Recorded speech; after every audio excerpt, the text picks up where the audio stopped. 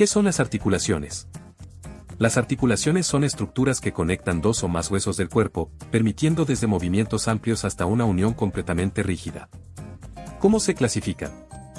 Pueden clasificarse según su capacidad de movimiento y según su estructura. Según su capacidad de movimiento, las articulaciones se clasifican en fijas o sin artrosis, semimóviles o anfiartrosis y móviles o diartrosis, y esta función está directamente relacionada con la clasificación estructural. Las articulaciones fibrosas son fijas. En ellas no existe cavidad sinovial y los huesos se mantienen unidos por tejido conectivo denso y regular, rico en fibras de colágeno. Un ejemplo son las suturas del cráneo.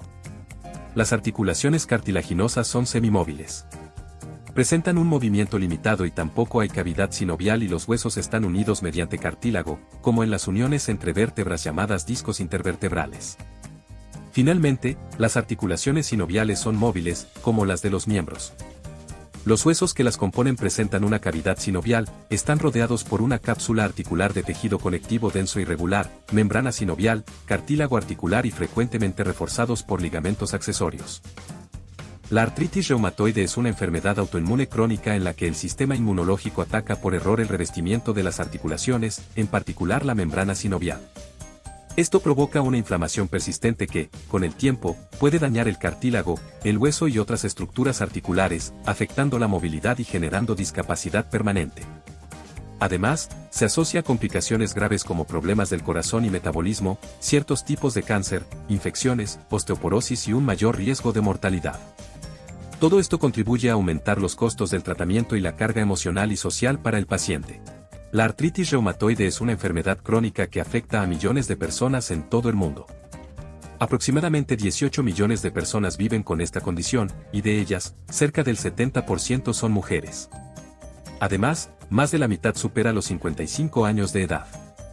Se estima que la prevalencia global es del 0,5%, mientras que en el Perú, los estudios en población urbana han identificado una prevalencia del 0,51%. Los factores de riesgo para desarrollar artritis reumatoide son diversos. Algunos no pueden modificarse, como la edad avanzada, el sexo femenino y los antecedentes genéticos. Sin embargo, otros sí pueden prevenirse. Entre ellos destacan el tabaquismo, la obesidad, la contaminación atmosférica, la exposición ocupacional a polvos como la sílice y la exposición a porfiromonas gingivalis asociado a la periodontitis, pues algunos estudios epidemiológicos han informado aumentaría la prevalencia de artritis reumatoide. Todo inicia con una predisposición genética y factores ambientales como infecciones o el tabaquismo, que activan células inmunes, principalmente linfocitos T y células presentadoras de antígenos. Estas células migran a la sinovial, liberando citocinas proinflamatorias como el TNF-alfa, IL-1 e IL-6. Como respuesta, se activa una cascada inflamatoria que promueve la proliferación sinovial, formando el llamado pannus, un tejido inflamado y destructivo que erosiona el cartílago y el hueso subyacente. El resultado es dolor, rigidez matutina y deformidad progresiva de la articulación afectada. La presentación clínica de la artritis reumatoide es progresiva y multisistémica. El síntoma más característico es el dolor articular simétrico, especialmente en manos, muñecas y rodillas. Este dolor se acompaña de rigidez matutina que dura más de 30 minutos, mejorando con el movimiento. También se observan hinchazón, calor y pérdida de función articular, además de fatiga, fiebre baja y malestar general. En fases más avanzadas, aparecen nódulos reumatoides, deformidades como el cuello de cisne, enojal o botonera, y limitación funcional. Además, puede haber manifestaciones extraarticulares como afectación pulmonar, ocular o cardiovascular, propias de una enfermedad sistémica. El proceso diagnóstico comienza con la historia clínica, donde se identifican factores de riesgo como el antecedente familiar y otros modificables y no modificables. En la evaluación clínica se investiga la presencia de dolor e inflamación articular simétrica, especialmente en manos, muñecas y pies, acompañada de rigidez matutina prolongada mayor de 30 minutos y síntomas persistentes por más de 6 semanas. Las pruebas de laboratorio permiten confirmar la sospecha mediante la detección del factor reumatoide y anticuerpos antipéptido cíclico citrulinado, siendo este último más específico. También se observa con frecuencia la elevación de reactantes de fase aguda como la proteína C reactiva y la velocidad de sedimentación globular. En cuanto a las imágenes, las radiografías pueden mostrar erosiones óseas y pérdida de espacio articular en etapas avanzadas.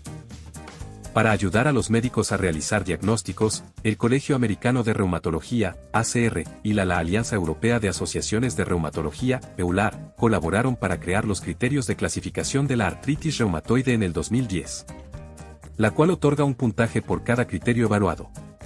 Primero se tiene el número de articulaciones afectadas, la cual va de 1 a 10 articulaciones, tanto grandes como pequeñas. En serología, se evalúan los resultados de los exámenes de factor reumatoide y los anticuerpos antipéptidos cíclicos y trulinado. En reactantes de fase aguda se evalúan los resultados de los exámenes de proteína reactiva C y velocidad de sedimentación globular. En duración de los síntomas, se analizan si estos síntomas han persistido por más de 6 semanas o no. Como resultado, se necesita un puntaje igual o mayor a 6 para confirmar el diagnóstico de artritis reumatoide. El tratamiento de la artritis reumatoide tiene como objetivo alcanzar la remisión o, al menos, reducir significativamente la actividad de la enfermedad, con el fin de prevenir el daño articular y la discapacidad. En el abordaje farmacológico tenemos a los antiinflamatorios no esteroides, AINES, como ibuprofeno, celecoxib, meloxicam, se utilizan para aliviar el dolor y la inflamación, aunque su uso prolongado puede causar efectos gastrointestinales como úlceras o hemorragias. Los glucocorticoides, como la prednisona, ofrecen alivio en brotes agudos por su efecto inmunosupresor, pero su uso crónico conlleva riesgos como osteoporosis, diabetes o síndrome de Cushing.